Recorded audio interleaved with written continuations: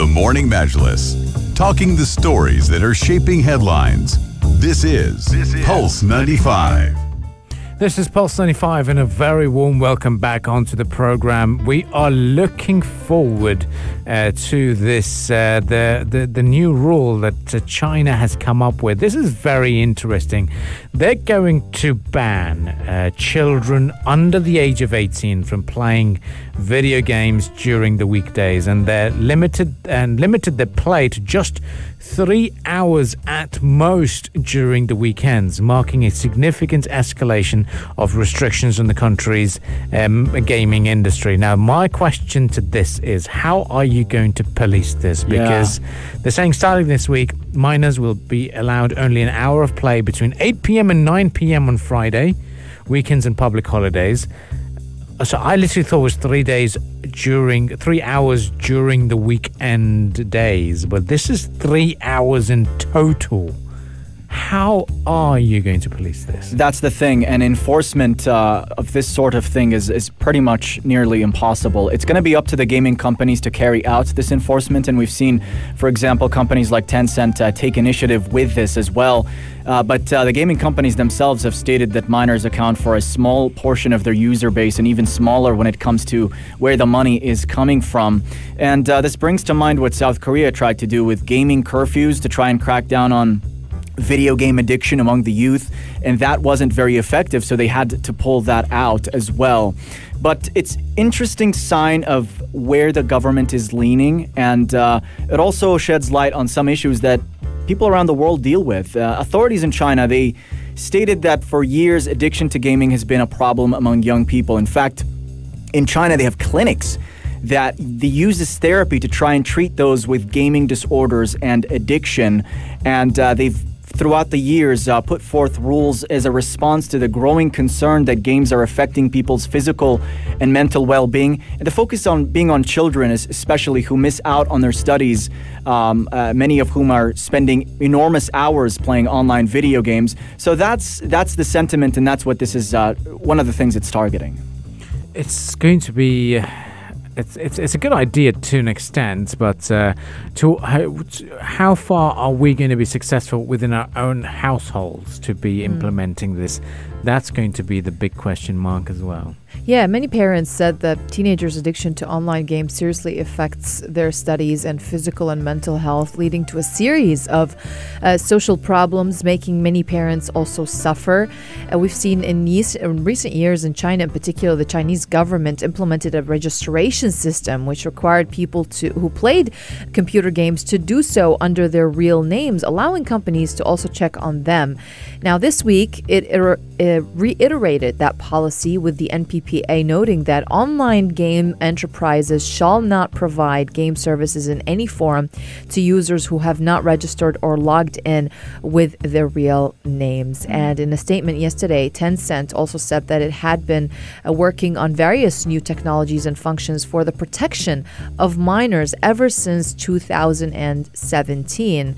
And that will continue as Tencent strictly abides by and actively implements the latest requirements from Chinese authorities. Yeah, and having said that, it isn't to say that the gaming industry is absolutely massive in China. It's the world's largest video game market, and the state is even wholeheartedly embracing it. It was, in fact, the site of a recent League of Legends tournament where 40,000 fans from around the world, when I say recent, I mean pre-COVID, so being relative here. But Beijing's municipal government also launched the Esports Beijing 2020 initiative, and they also run leagues there, and the government oversees teams and venues and promote that culture of gaming among adults as well. And in terms of money, this year, Tencent has been dominating the share of the global games market. So Tencent is the world's largest gaming company, and in the second quarter this year, they had $6.6 billion in revenue. So China's laid out big plans to capitalize on the growing gaming and esports industry, while at the same time trying to regulate who's accessing it in terms of children, because they do feel that in some aspects it has a harmful impact on society if children, or too many of them, are addicted to video games, because that would draw from other ways that they could contribute both now and in the future. Join on the text lines to share your thoughts and opinions for all the parents out there. Yes, this is a story related to China with them banning the games, but do you think you can implement this in your own household, or if you've got any similar crackdown and measures in your own houses? Do let us know on the text lines 4215. And according to you, what do you think is the main reason behind this video game addiction? Is it the parents not giving the children enough time? Is it the fact that their friends are involved in it? And let us know what you think. We just got a text from Faisal, friend of the show.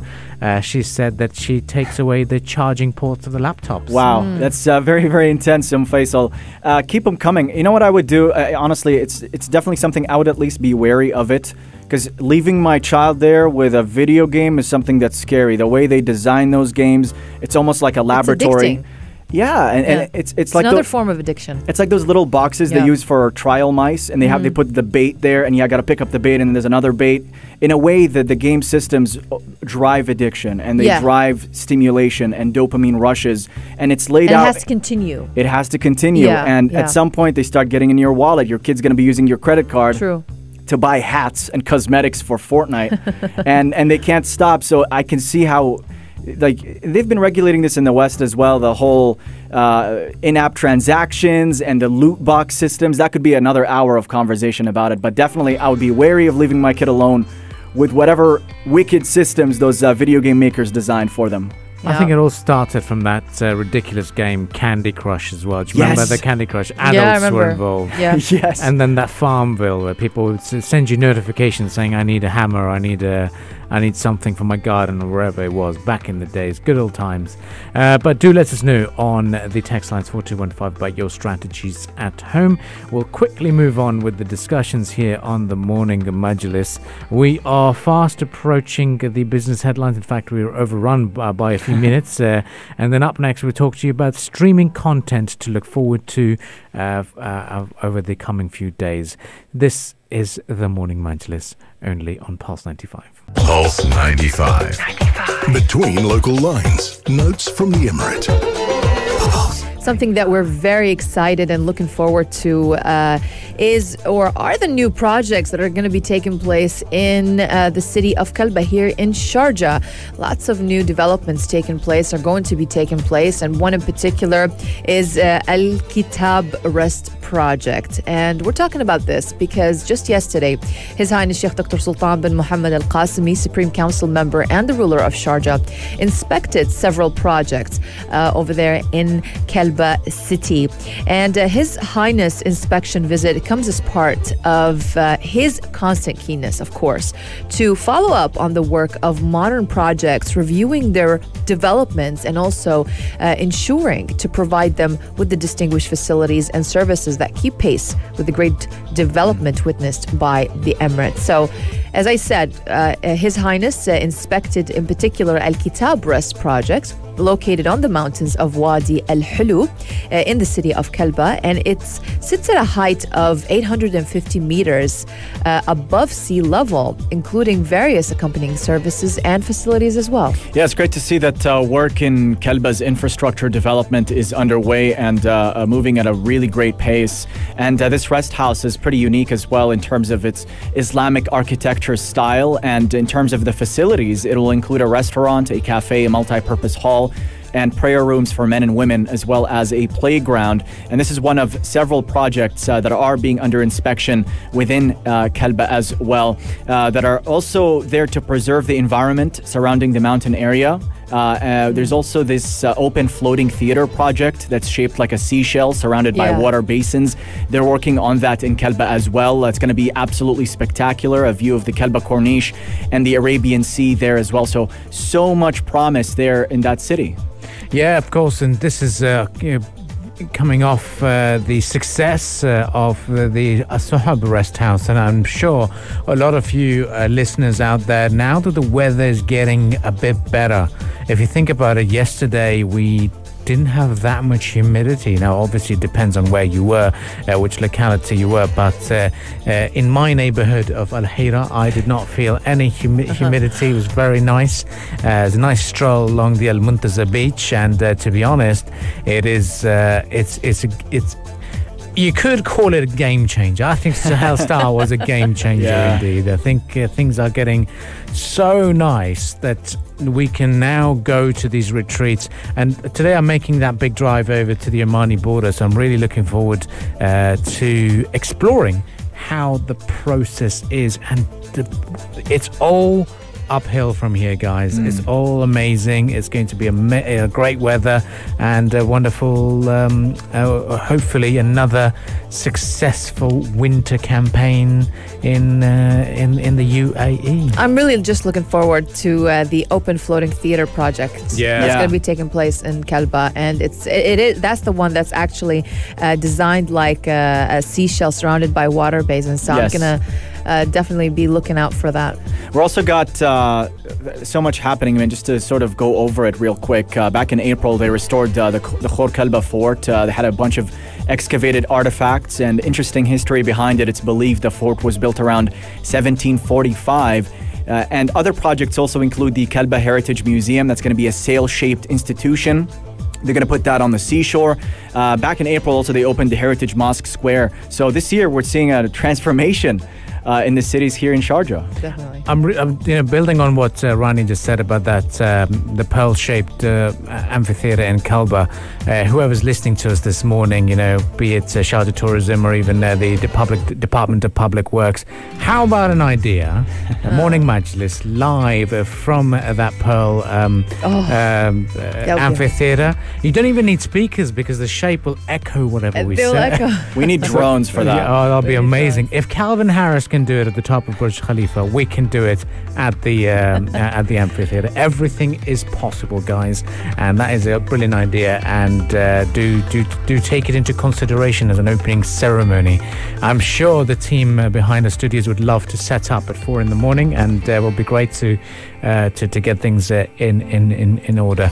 But do stay with us in the morning Majlis. We shall be moving on with our discussions, this time to Sharjah City, because the Executive Council has approved maintenance project at certain walkways along Khalid Lagoon.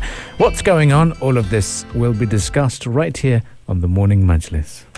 This is Pulse 95. Pulse 95. It's the Morning Majlis. It's the Morning Majlis. Great news. The land border between UAE and Oman has opened today, and travelers from Oman can now drive to the UAE via the land borders. This is absolutely incredible news, and authorities have announced a travel protocol which includes multiple COVID-19 PCR tests. And as per what they had stated, foreigners will now be allowed to enter if they have an e-visit visa, according to Sharjah authorities, while those coming from Oman must present a negative PCR test result conducted no more than 48 hours prior to their visit. Yeah, this is amazing because the couple of things that you need to be aware of is the fact that when you do arrive, you have to take a PCR test on day 4 and day 8 after entry. Authorities in Sharjah have announced that full readiness, and we will talk to you about how they've been conducting meetings as well. But all those coming from Oman must present a negative PCR test conducted no more than 48 hours prior to the visit. And one thing for sure is for us to go over to Oman, we need to have that negative PCR test as well as our vaccine certificate. So all those who were entitled to or have to apply for the visa on the border can go ahead, and that is one thing that you should be aware of. But this is good news. It's all opening up tonight, and we are very excited, and so is the Organizational Committee of the Sharjah Ports and Border Points. They announced that they are fully ready to open the land borders and land points between both the countries, and this is going to be the big news that every media outlet is going to chase for today. Absolutely. And just to restate what you just said, Abdul Karim, yes, all those coming from Oman, they must present a negative result of a PCR test conducted no more than 48 hours prior to the visit. And they must undertake a rapid PCR nasal swab test after crossing into the UAE. And they will be guided to COVID-19 screening centers, and they have to undertake PCR tests on days 4 and day 8 after their entry. Meanwhile, authorities here in Sharjah, they have announced full readiness to receive travelers from Oman via land borders. And according to the director of Ports and Border Points Affairs, Mohammed Ibrahim El Raisi, he did say that EDE COVID-19 scanners will be used at the borders.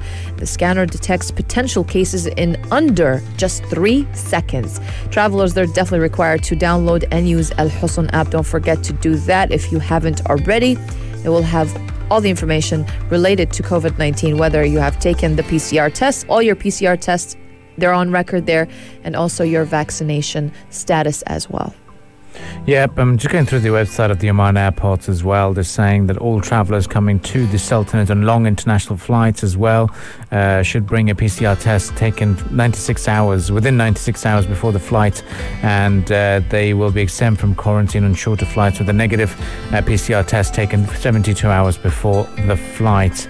Oman has basically discarded that list of countries that people were prohibited from entering, and one thing to point out is the trip through the border. Earlier, it used to be that you had to show your. It was only open for people who had work in Oman, a letter from your employer to be going through. But now this is going to be opening up. All the borders are going to open up for leisure travel. So we're very excited about this, and we hope that this can continue. And this is also the first step towards what the GCC region is deciding and working on, developing a mechanism that to travel within the region, all you'll need is the vaccination certificate, and you might not need the PCR test. But the rules stay. That's when you do cross over to Oman and want to come back to the United Arab Emirates. For us as residents, we will need a PCR test, another PCR test, to be able to return back to the UAE. Stay with us on the Morning Majlis. We'll continue the discussions, and we'll keep you posted about the big news and big developments across the world. But up next, we'll talk to you about a new unique facility launched by the Sharjah Police. This is the Morning Majlis, only on Pulse 95.